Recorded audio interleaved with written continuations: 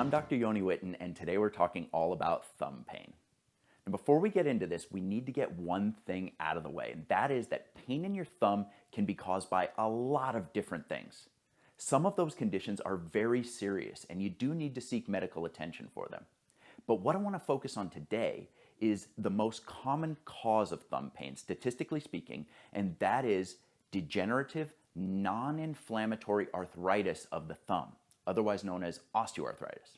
The two most common places for a person to have pain when they have this type of degenerative arthritis at the thumb are here at the base of the thumb at what's called the metacarpal phalangeal joint, or MCP, and then here where the thumb meets the wrist at what's called the carpal metacarpal joint.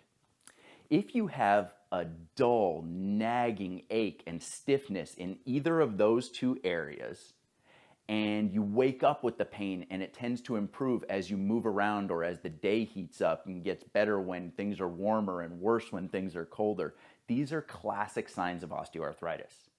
When looking to identify problems like these, I use a three-part assessment. Now, pain is only one of the parts.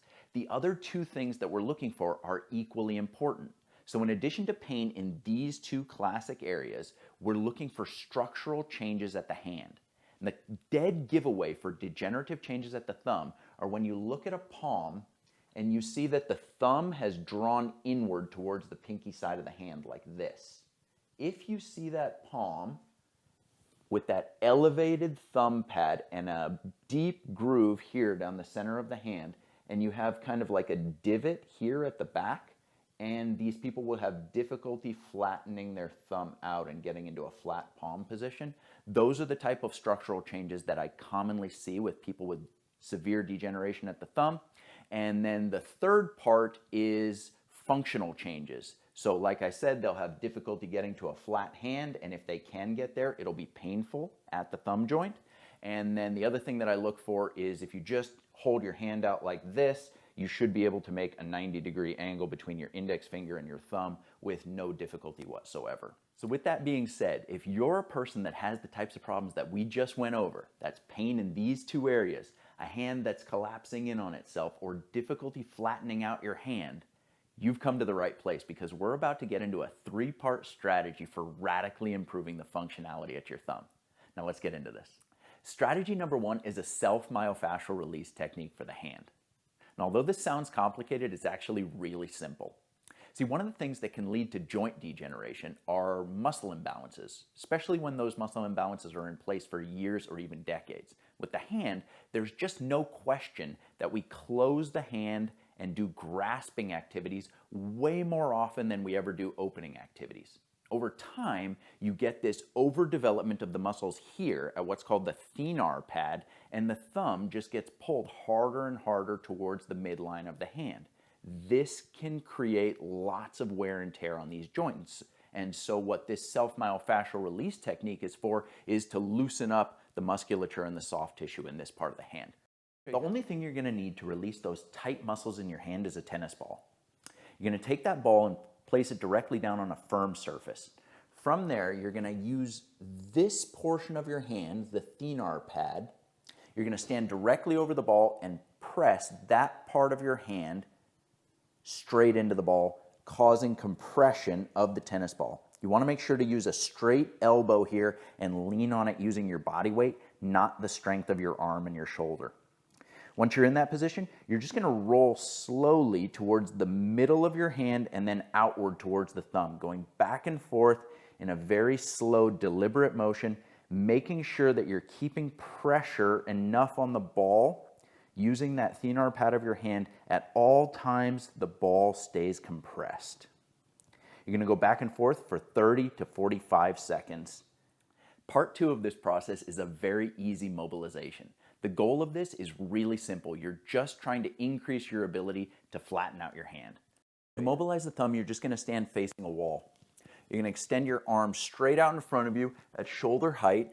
Palm is going to flatten out against the wall as much as you're capable of. Fingers should be spread as wide as possible, and you want to create as much of an angle here between your index and your thumb as you possibly can while trying to keep your thumb flat against the wall. And then slowly press into it and bump your way down the wall, applying only as much pressure as you can to feel a stretch. You should never feel pain. Work your way down to about belly button height. Return to the top and go through that again. You need to press hard enough to get a little stretch, but not so hard that you hurt yourself.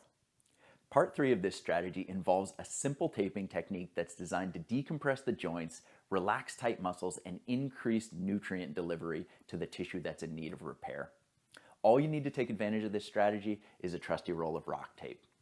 So, if you've got pain in this lower area of the thumb here, where the base of the thumb runs into the wrist, the taping strategy requires a 3 to 4 inch piece of rock tape. You're going to take that tape and tear along the back tab right down the middle like that. Then you're going to peel away 1/2. You're going to come to this area of the thumb. You're going to apply the tape 1 inch wide towards the back of the hand of where your pain is located. You're then going to use the back side of the tape to rub and activate the adhesive. That's going to make sure you get a really good stick.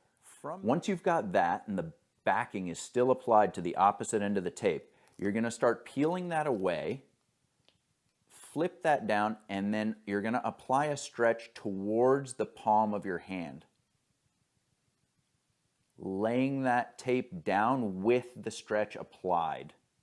So I'm using my thumb to actually stretch and then push it down simultaneously. And then I'm going to peel the remaining backing off of that. You can see that the tab is still elevated, but I've pressed that down. At this point, I'm just going to lay that last part of the tape down with no stretch. So here, we've got no stretch on this end, big stretch across the middle, like 30% stretch on the tape, and then no stretch at this tab. Then you're going to take your backing and rub to activate the adhesive. And so what you've got with that tape strategy is you're creating a pulling sensation where this is pulling towards the middle and this end is pulling towards the middle, and that creates a lifting here and decompresses this joint. Now, if your pain is here at the metacarpal phalangeal joint, you need a different taping strategy. And I didn't mention this before, but with all taping strategies, you need to make sure that your skin is free of lotions and creams, and the best thing to do is to prep the area that you're going to be taping with an alcohol swab and allow it to dry before applying the tape. This is going to make sure you get the best bang for the buck and the longest lasting application. So the other thing that you need to do in this case is to cut the outline roughly in the shape of the thumb to the thumb pad. It looks more or less like a chicken drumstick. So in my case, that looks like this. What you're going to do with that is go to the thumb end of your tape, the thin part, and tear off a little tab there and peel that away. Once you've got that, you're going to aim for the meaty part of your thumb pad and lay that exposed tape portion down, and then use the tape backing to rub, heat it up, activate the adhesive. Make sure you got a real good stick there. From there, you're going to go to the portion that still has the tab on. You're going to peel that away, and this is where the tape job gets a little bit more involved, because what you need to do is draw the tape downward and apply about 20 to 30% stretch on that as you're pulling down towards your wrist. So you're applying the stretch and you're simultaneously laying the tape down. When you get to about 3/4 of an inch of tape remaining there, you want to make sure that that's already applied just like that everywhere else. Use the backing of the tape, rub, activate the adhesive, and then you can just peel that remaining portion away and lay that down, making sure that there's no bubbles or creases in the tape, and then rub to activate the adhesive. And you get that kind of chicken drumstick looking tape job, and what that's going to do is help to relax all these muscles here and deliver nutrients to the area that's in need of repair. Awesome strategy. You can use it while you sleep, while you work, 24 hours a day, all upside, no downside. Thank you so much for watching this video. I really hope that you enjoyed it. Make sure to like, comment, and subscribe to stay updated on the new videos that come out each week to help you achieve the best posture and mobility of your lifetime.